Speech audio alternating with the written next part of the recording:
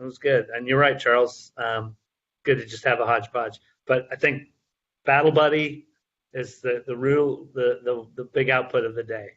I think that after we went through our journey of talking about everything, we got to that, and honestly, I think that resonated at the end for the coach, for any coaches, Scrum Masters, honestly, anybody out there. It's always good to have that ability to go back and forth and have that safe space to vent and talk and share ideas. Or in the case of you guys, I know that we know each other close enough. You guys would tell me, "You're freaking crazy, Charles. What are you doing?" Yeah, we would. You're right.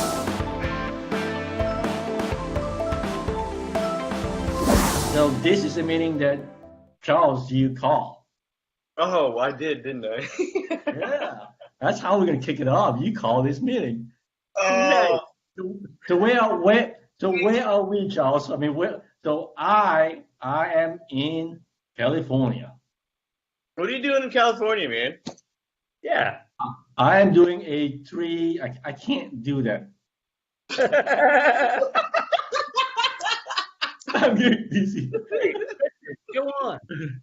So I am doing a 3-day training with a brand new team that I'm kicking off. So we're doing product ownership training and Scrum training. Kicking off.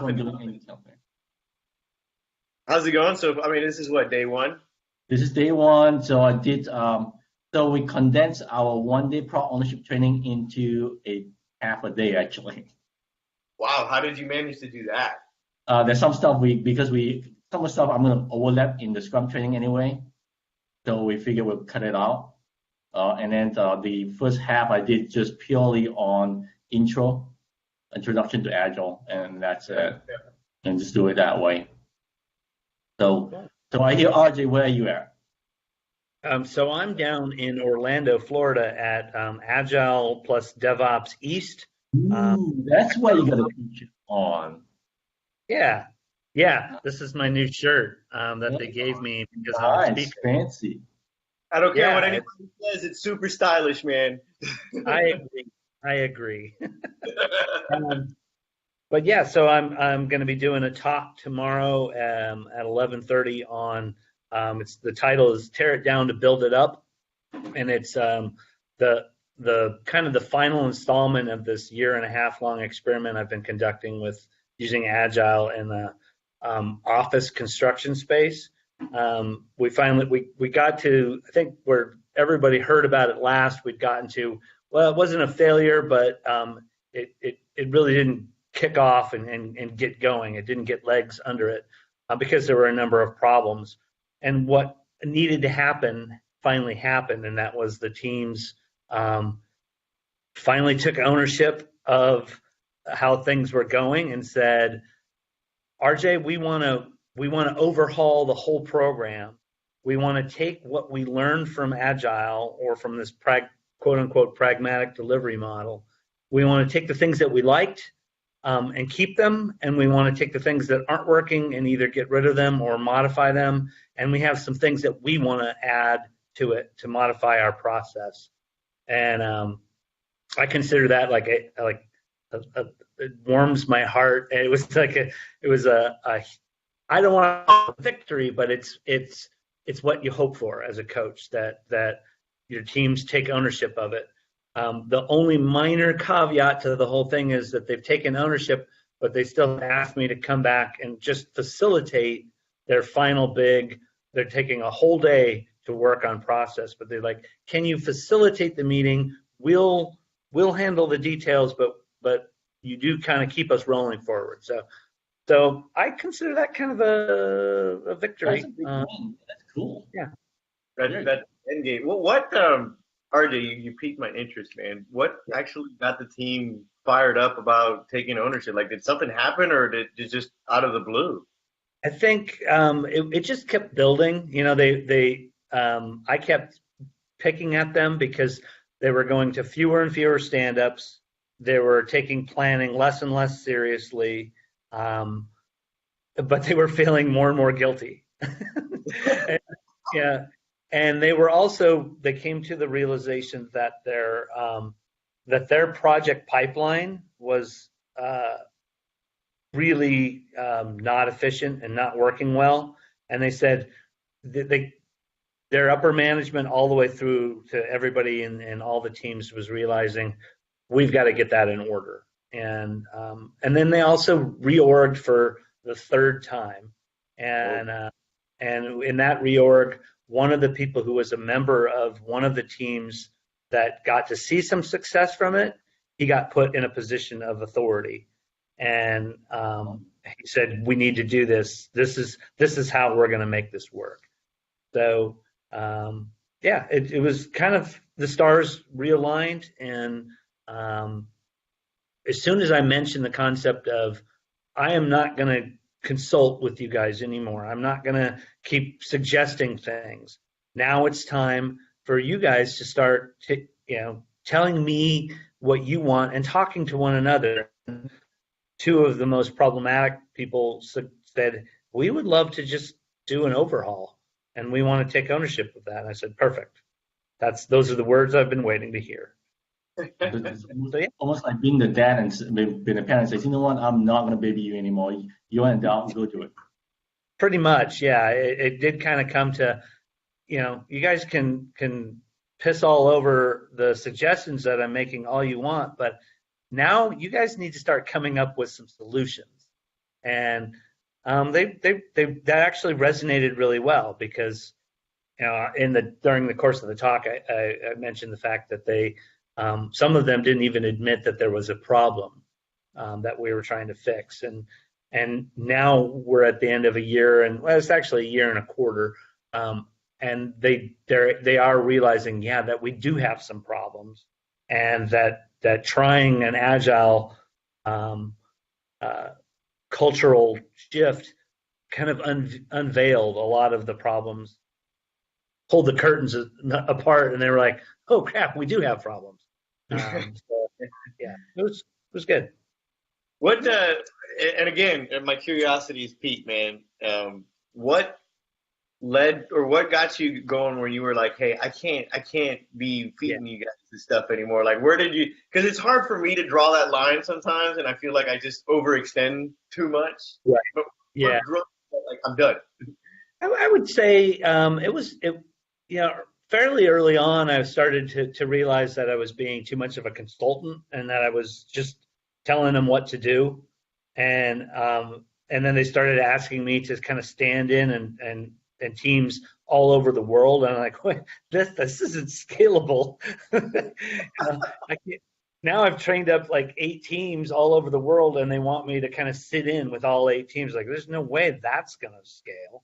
And that was never the intent anyway. The intent was that I would train people up in all of their locations so that I wouldn't have to be everywhere.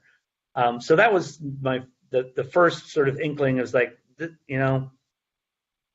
this needs to be a little bit more on them. A lot of this needs to come more from them and not from me. That's interesting, because one of the things that I'm doing is that at the onset of engagement, I do tell them that I'm here temporarily. Right. I'll be here to help you through this period of time, and I'll specify how long. And at the end of it is that I'm walking away. So I'm going to help you only for X amount of months or until sprint number 7, and then I'm leaving. So you guys have to find somebody to take over what I'm doing. So I try to identify the people that will continue on this journey. Yeah, that's kind of the heart of this new coaching model that I'm trying to roll out as well, is that every engagement will start with that level setting, that designed alliance where we're saying, this is the limit of my input, and I'm going to ask you questions, and I'm going to pull things out of you, and I might occasionally level set if I see you guys going way off the rails, but the entire intent is for me to be gone. The entire intent is for me to work myself out of a job in a very short amount of time.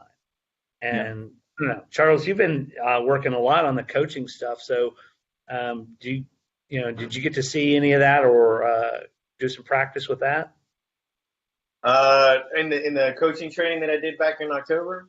Yeah. We spent a lot of time, not so much on the stepping away, but I actually Actually, let me correct that. There was one thing that that we covered that really helped me with this issue as far as overextending myself.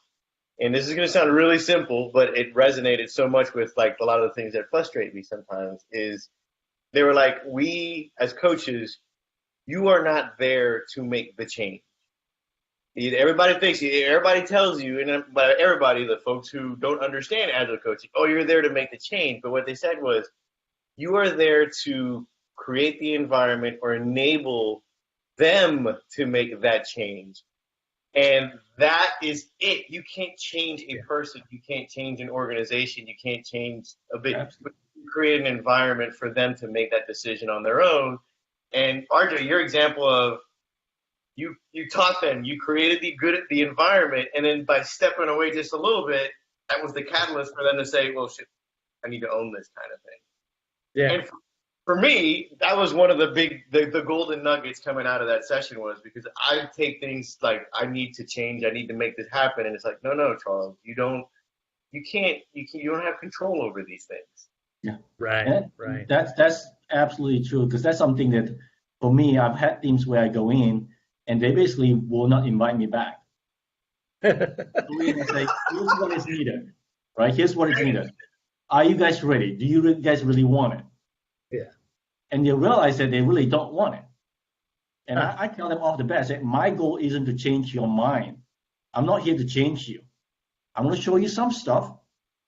If you like what you see, you decide how you want to change. Yeah. All I'm doing, I can't change you. I tell them, I can't change you. There was something that we went over in the coaching class on the topic of change, and they talked about it, and I can't draw on this, but I'm going to show you guys visually. So they showed a pyramid, right?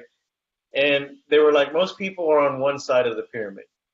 And when you try to like illustrate this as change and you're trying to get them to the other side, when they get to that top point, and they called it out, people start exhibiting defensive behaviors. They start doing things they normally would not do. And that was one of the cool things about they were from a coach's perspective is observe that. See when you're trying to, create that change environment and people are freaking out, a team is freaking out, are they near that tip where they're ready to go to the other side and they're just kind of really terrified of it? Or is it then that they really need to kind of slide back and figure out their way and get over there themselves? They did say, and they were very speaking in metaphors, it's like, don't reach over and grab them and bring them over. That's like the worst thing you could do. It's just stand in your stance and make it comfortable, make it okay for them to take that next step. Oh, I do like that. Yeah, right? I do. A lot too. I do like that. It was. Go ahead, RJ. I was just gonna say one thing that kind of shook things up a little bit for me was that I'd mentioned that they had a shakeup in management and getting the opportunity to speak with the person who was going to be kind of leading these projects and talking to him about Agile itself and talking to him. Actually, it's not even Agile. It goes further back than that. It's what's it called? The spline model. Where it's an inverted triangle. At the very bottom of that triangle are tools, right? They make up just this tiny little worthless almost piece at the bottom, and that's where they were getting completely wound around the axle. And I think above, I'm trying to remember the model, but at the very bottom is tools. Above that is like process, and above that is culture.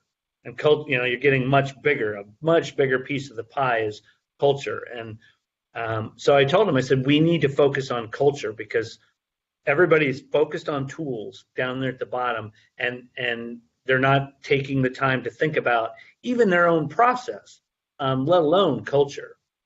And I don't know why, but it just really resonated with him. And he's like, I need you to convey that to the team when you facilitate this, us working on our process. That first we've got to align on culture. And I did the exercise. I think I've talked with both of you probably about it. The exercise where we do the value statement, and it's based on Jeffrey Moore's Yeah. Crossing the Chasm, and it's a modified, hybridized version of it that's very focused on team, but it's still the spirit is the same. It's like identify who your product is, identify who your customer is, and when we did that, that kind of the first round of this beginning of the overhaul, they realized that they didn't all agree on who their customer was.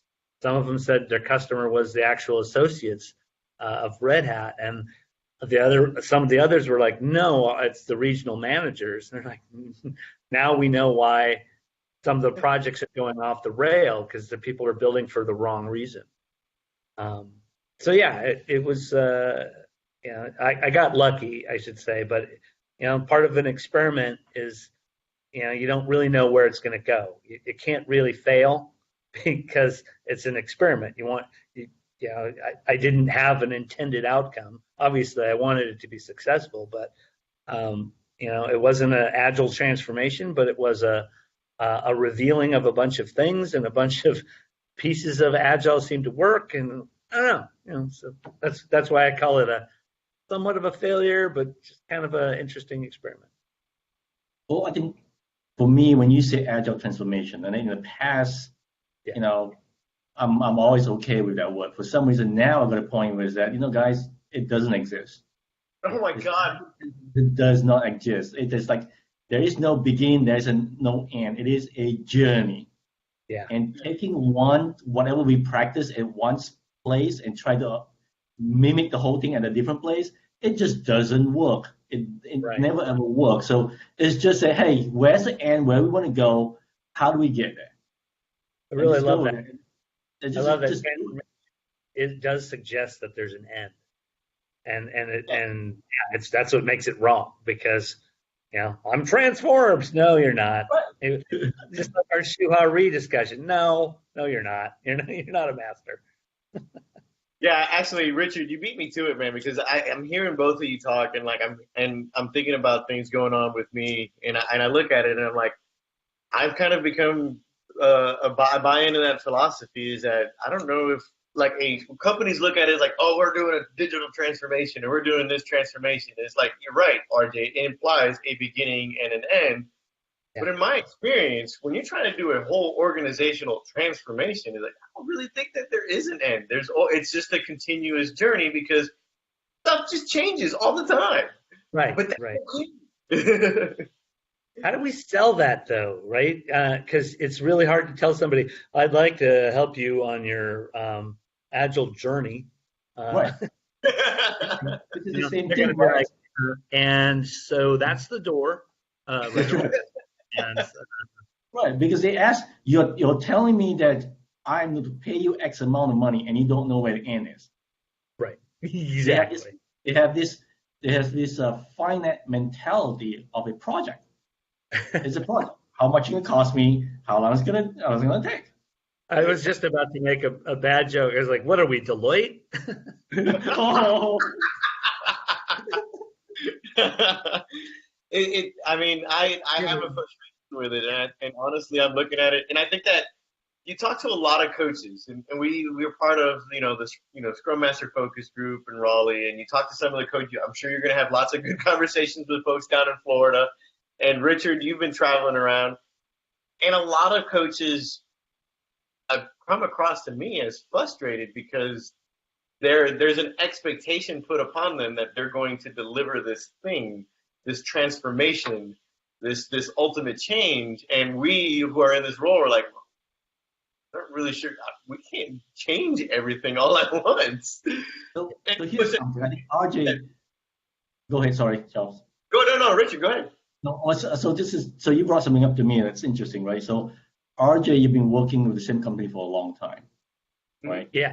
So what I see is, I've seen coaches, and I don't see this in you, RJ, which is, to me, is awesome, right? I've seen coaches that that they almost fell into this trap, that this is all the organization can do. In order for change to happen, we have to speak this company's language. Right. And when I hear that, it's oftentimes to me, it says, like, you know what, guys, you're not introducing any change.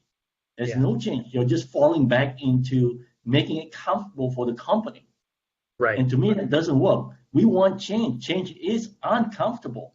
Yeah. And they're so afraid of doing it. And I think partly is because, once you are employed by the company, you're afraid of making those changes. Right. You're afraid of stepping out. I don't know if that's true or not, because that's sometimes I see that when I talk to coaches, and then I start realizing, well, wow, they've been, they're trapped, almost trapped. Now, is that going to happen to me? I don't know. And there's a feeling to me that might happen. So that actual topic came up at the there was a coach's breakfast the other day in Raleigh, and I rarely get to go to them, but I managed to. And one of the people in attendance mentioned the concept of that very thing, that coaches tend, especially if they're working at the management level or at the enterprise level, they start to get corrupted. And I raised my hand and I disagreed. I said one of the key things of a good coach is that you're constantly on guard for corruption, right? It's like literally your job is to look out for corrupting influences and either take note of them or even guide them or minimize them. If you're coaching at the beyond the team level at a org or enterprise level, is to try to be that influencer for the right thing rather than allowing yourself to be co-opted. Is it easy? Heck no. Like, I think of the times as a Scrum Master that, it's so easy, like suddenly a year goes by and you're like, wow, I have developed so many bad habits. And that's why having conversations with other Agilists is so important. And swapping teams or swapping Agilists across teams, another great idea. Anything you can do to keep people from getting lulled into a sense of complacency. Coaches don't have, or often don't have, that luxury, so they have to be constantly on guard for being lulled. I like that idea of, and you're right. I mean, in corruption, if we're going to label it, let's label it exactly that, is bad habits crawl in, and you're right. A good coach has to be very aware of those, of when you do get corrupted. And how do you build that self-awareness? Yeah, that's why I blog. That's why I think all coaches should write blogs and have these kinds of conversations, or I should say, these kinds of conversations, and and go to conferences, because you get reminded. I think it's going back to the same thing is that we have to stay open for feedback. Yes. Right. And really listen to that feedback. And when somebody says, hey, guys, this doesn't sound right, and not to defend right away, but to be open to listening first. Yeah. And because sometimes I do, because I know where my limitation is. Sometimes I don't see it because I don't have that knowledge yet. And I'll say, you know what, this doesn't work because this looks waterfall. I mean, it's anything that sounds like it's waterfall, right? Yeah. And like, wait a minute, hold on. I need to pause and actually listen. Because sometimes there's actually some agileness in it that I'm not aware of yet. Right. Yeah. I tell you what's good. Go ahead, Arjun. No. I've been talking too much. Go ahead. What in my experience has been really helpful, and some coaches we don't have this luxury, but coaching in a pair. In my experience, like I've had the opportunity to work with both of you guys, and having another coach here to just kind of sit down, have a conversation, ask questions when it's needed, and be able to bounce ideas is also extremely helpful. I mean, if you don't have and that's one of the things that I've missed is I don't have a counterpart on there. So you don't have that. It's really good when you got that peer, because they may call out that corruption or those bad habits, like, hey man, that's come out, have you thought about this? Or, as I've experienced with both of you guys are masters at asking the right questions to lead the person in that towards that direction. That's because I don't know what's going on. I don't either. It pays to not really actually know anything, and people think, oh, he's being so clever, and I'm like, so what is it that you're talking about right now? Like, oh, I get what you're doing. You're making I actually have no idea what you're talking And you can repeat it multiple times, they still don't get it. about. Yeah. In games with them. Oh, All right. man. It's I a do little miss that. column A, a little column B. That's right. So for me, I think it's the having that relationship, having somebody to go to and say, hey, here's the problem I have. Here's how I'm tackling it. Do you see how I could somehow change it up? How I could be different? It's sounding board, right? And I do miss it. I mean, I miss having, Charles, and I know Charles is like, go away, Richard. You keep talking to me. Talking to you all the time, right? Yeah. That's funny. You guys should say that because we have the RDU Agilist Guild, which is for Red Hat, and it's a subgroup of people right there in the building. And that you're right, it really does help. But there is something about the day-to-day camaraderie of another coach that you can, like, on a daily basis, just maybe vent or bounce an idea off of. Because I definitely feel like I've spent way too much time in my own head in the last few months, and I start to sound like somebody from Fox News, where I'm just bouncing it back and forth in my own head, and it gets worse and worse and worse, right? Yeah, exactly. The two puppets. Yeah, that's what I should do. Oh my God, that would just add to the legend of RJ's insanity. It's like, what's there? Well, he's having a conversation with one of his puppets, and the other one's talking back. So, but so Red Hat has this thing it's a community of practice. It's the Agile and DevOps community of practice, and this is really what I was hoping it would serve this purpose. I unfortunately, it's not the right word, but it is something different. It's a very large group, and it's you just don't get that, for lack of a better term, intimacy of being able to talk to just one or two people. There's something there that there need to be like pods of people that can share ideas, and I don't know what that model is, or if maybe it already exists, but just like two or three people who maybe even from different groups, it's not a big knockdown, drag out meeting. What about that concept about, in school, you pair up? Yeah, your battle buddy, right? In the military, you got your battle buddy, and don't fear your buddy. That's so you keep track of your buddy, and you're always. That's not how they say it. They say it a lot more. But your battle buddy, you're always making sure that he or she is going where you're going. If you're supposed to be someplace, and you'll look out for one another. So that's a interesting idea. We call them Scrum buddies, though. Remember, we with the one group that I used to work with, I got everybody to have your Scrum buddy, so that nobody would miss Scrum. Like if you went to Scrum and left your buddy behind, that's on you, right? Oh, I remember that. You can call your buddy. So but unfortunately, then nobody came. Everybody's afraid. I talked to my buddy. So we've talked about quite a few things today. I think that this was more of a. I don't know. I think this was a good cathartic moment, and we haven't really sat down and talked in what, months? Oh yeah, a couple of months. And we're all going through our own little adventure, which is kind of. I mean, Richard, you're traveling across the country. RJ, you're going global. I mean, you're Mr. Worldwide right now. Whatever. I'm crisscrossing the coast. You're crisscrossing the coast like a crazy man, right? Yeah. So, but I mean, I think that doing this, having these conversations, sharing these adventures, and sharing these different experiences, and at least coming together every once in a while. Sure. I'm hoping it's beneficial for the folks who coach the coaches that are watching the channel and listening and get some ideas around it. I mean, today was a hodgepodge of topics, which I think was absolutely normal.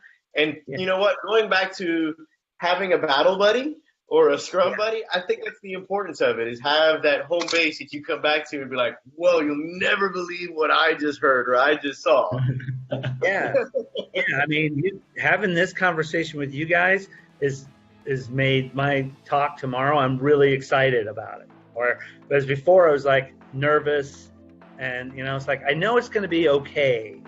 But now I've got the two of you and I'll take that energy. It was like, I'm on the right track. You all, if anybody wants to give me any shit about it, you're wrong. I got Richard and Charles agree with me, so I'm right.